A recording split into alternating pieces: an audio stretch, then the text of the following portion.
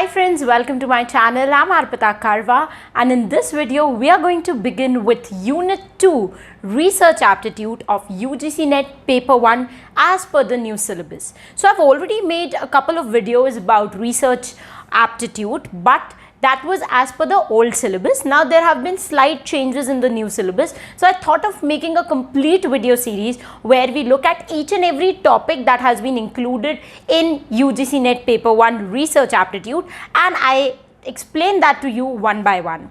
So first I would like you to look at the screen and see the new syllabus course of Unit 2 Research Aptitude, because as it is said that before you hit your enemy, it is very important to know your enemy well. So know the syllabus first before we jump directly into solving the questions.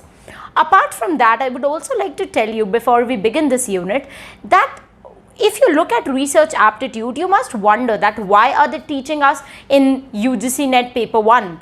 But let me tell you friends that UGC NET Paper 1 is given by two kinds of people. Number one, who want to become research scholars, want to pursue their PhD, or who want to become assistant professor in any university or college.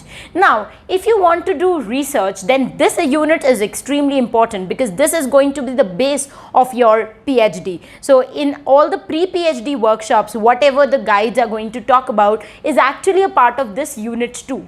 And if in case you don't want to do PhD, you want to become an assistant professor, for you too, this is very important because it is only through research that you can know about the latest development in your subject. So make sure you don't take this unit as something that you just need to do in order to pass this exam. This is going to be really interesting series of videos that we are going to cover. Last month we covered teaching aptitude in detail, and in this month I'm going to take you through research methodology in a series of videos. So let's get started. Let us begin by looking at the word research. What do you mean by research? If you break this word research into two parts, you will find that there are two words, re and search. Re means again, and search means looking for new information. When you're searching, when you're examining something very closely. So when you combine these words again, you will find that research means to study something in detail, or when you're trying to search some new information. Now in any guidebook that you pick up for research aptitude, you will find some really complex definitions on research. I would request you not to focus so much on these definitions because questions are not asked from definitions. They are just going to test how well you know what research is. For example, I've displayed a question on screen which shows your understanding of research if you can answer it correctly. So if you look at the four options, you will find that option number C is incorrect. Why? Because research should never be molded according to popular belief. If the popular belief says that women are mad and you are doing a research on how intelligent women are, and you just tamper your findings in order to substantiate what the popular belief says, and you also conclude after your research that women are mad, then in that case you're not doing research, you're just trying to manipulate information. So these are kinds of questions that you are going to find in the exam paper. So never mug up the definition, just understand what research means. Aptitude I've already explained in detail when I was talking about teaching aptitude in the previous videos. Aptitude basically means your knowledge. Okay, so research means when you're trying to look for new information, and when you have substantial knowledge about how research is conducted, that means you have a research aptitude. Now that we have understood what is research, let us now look at some important types of research. So in this particular section, I'm going to look at four major types of research. There are a variety of other research methods also, like applied research, historic research, but that is going to become really lengthy. I'm going to take up four research types so that you can understand how you would be looking at all these research types and how you have to study.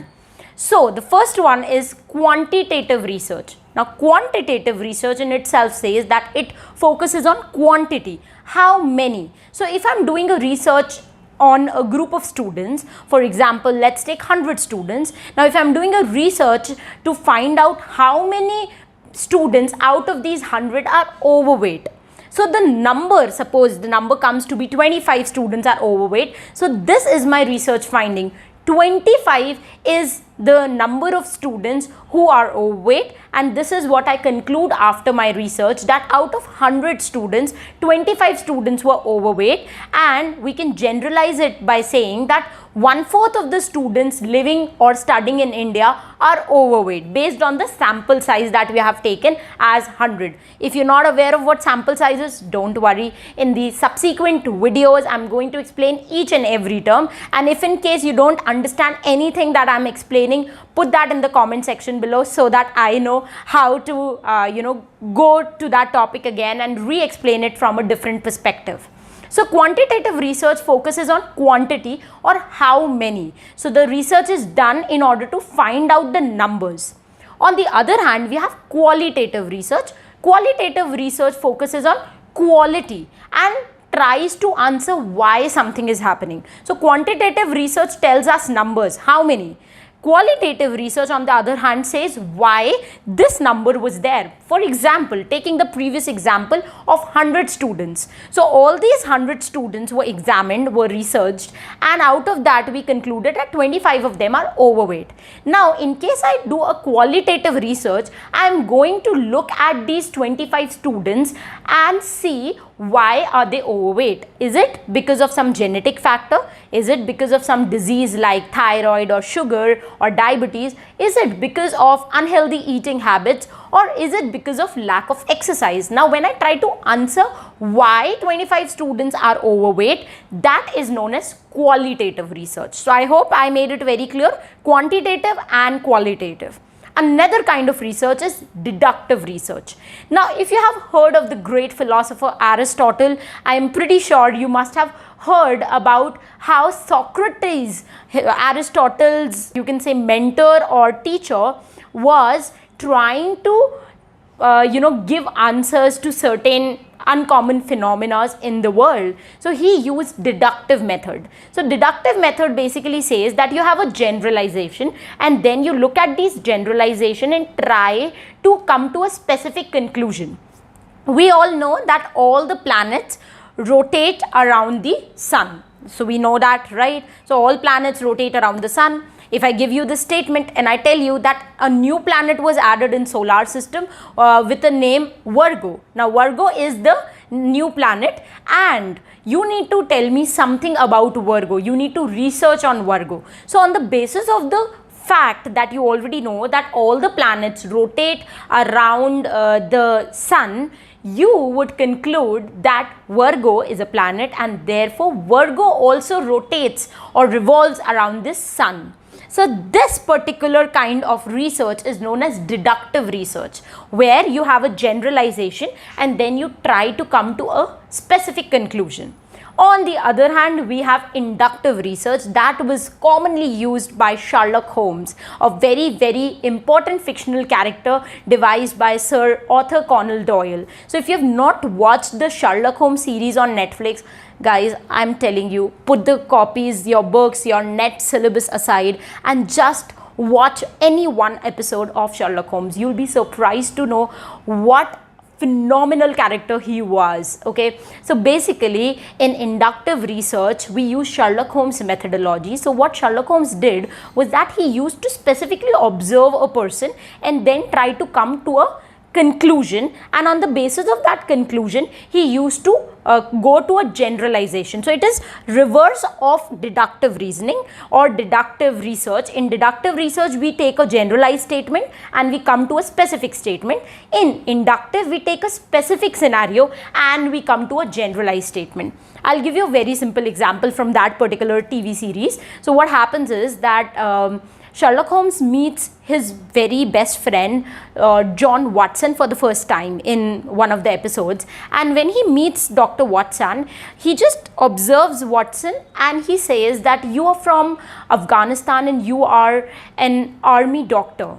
And John Watson is surprised that, I just came to you. I did not speak anything about my life. I'm not carrying any luggage. How did you come to a conclusion that I'm from Afghanistan and I'm also an army doctor? So it was based on few things that he observed on the coat, on the hands of Dr. Watson, that Sherlock Holmes said that he is from Afghanistan and he is an army doctor.